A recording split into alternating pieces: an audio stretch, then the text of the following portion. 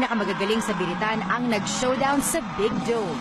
Pinatunayan ng kapamilya divas sa sina Angeline Quinto, Hazy Tandingan, Yen Constantino at Kyla kung bakit sila ang top female performers ng henerasyon sa bansa.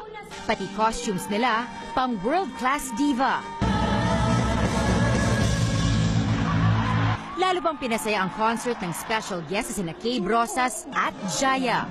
Standing ovation naman sa performance ng divas kasama ang kanilang idolo, ang nag-iisang Asia songbird Regine Velasquez. Nanginginig yung tuhod ko. Iba yung presence talaga pag nandyan yung queen.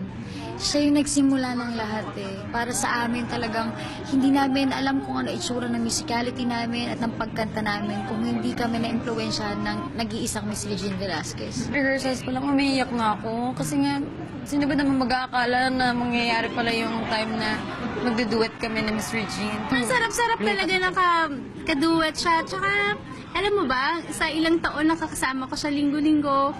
So starstruck pa din ako sa kanya. Dahil sa tagumpay ng kanilang concert, mapapanood ang kapamilya divas live abroad sa kanilang world tour sa Amerika at Canada simula February 2017.